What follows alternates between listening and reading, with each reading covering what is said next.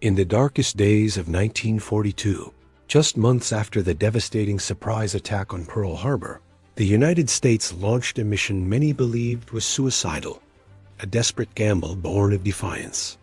16 bombers, heavy and unwieldy, would attempt the impossible, taking off from an aircraft carrier to strike the heart of the Japanese Empire itself. December 7, 1941, the date that would live in infamy. The American Pacific Fleet lay in ruins, a smoldering graveyard of steel at Pearl Harbor. U.S. morale was shattered. Across the nation, newspaper headlines screamed for retaliation, for a blow to be struck against an enemy that seemed unstoppable. But how? Japan was thousands of miles away, far beyond the reach of any conventional American bomber. The question echoed through the halls of power in Washington, D.C. Military leaders huddled over maps, their faces grim. The strategic reality was bleak. Any counterattack seemed years away. But one man saw a sliver of possibility. Lieutenant Colonel James "Jimmy" Doolittle, a brilliant aviator and aeronautical engineer, was tasked with devising a plan. His idea was audacious, bordering on insane. Launch medium bombers, specifically the B-25 Mitchell, from the deck of an aircraft carrier. It had never been done before. These were land-based planes designed for long runways, not the short, pitching deck of a ship at sea. The risks were astronomical. Could they even get off the deck? Would they have enough fuel to reach Japan, let alone a friendly landing site afterward? The plan was approved. It was a one-way mission. The bombers would strike their targets in Japan and then fly on to airfields in friendly parts of China. There would be no return to the carrier. Secrecy was paramount. Preparations began immediately and in total confidence. At Eglin Field in Florida, volunteer crews were assembled. They were told only that the mission was extremely dangerous, but its importance was beyond measure. Every single man stepped forward. Under Doolittle's watchful eye, they began rigorous and unprecedented training. Pilots learned to coax their heavy B-25s into the air from a painted line just 500 feet long, simulating the carrier's deck. They practiced low-level flying, skimming over treetops to avoid detection. The planes themselves were heavily modified. Extra fuel tanks were crammed into every available space, the bomb bay, the crawlway, even replacing the lower gun turret. To save weight, crucial defensive machine guns were removed, leaving the bombers nearly defenseless. Everything was sacrificed for range. Simultaneously, the USS Hornet, a new aircraft carrier, was secretly loaded with the 16 B-25s in Alameda, California.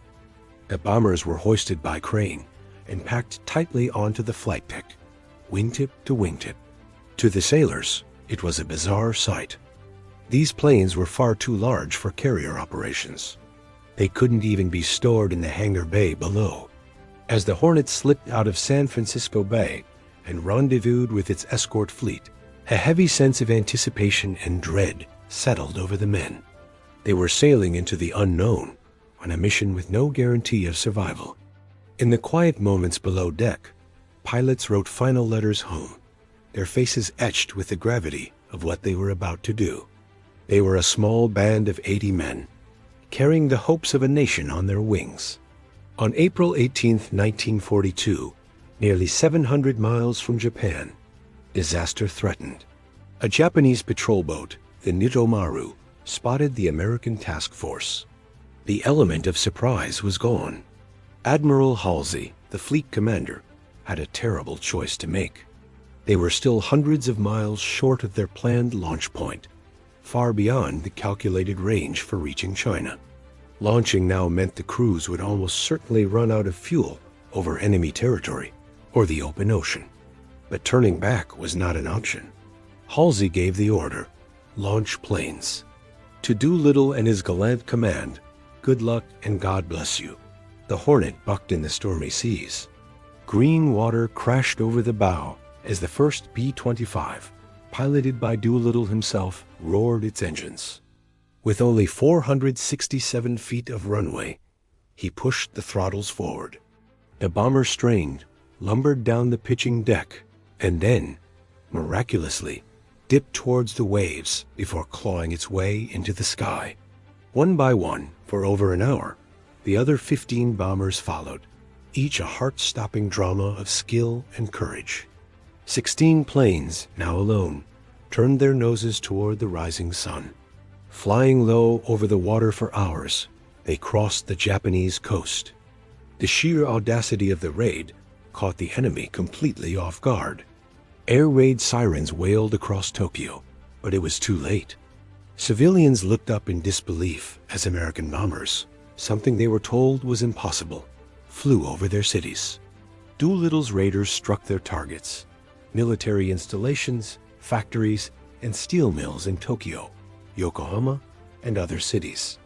The physical damage was minimal, a pinprick against the industrial might of Japan.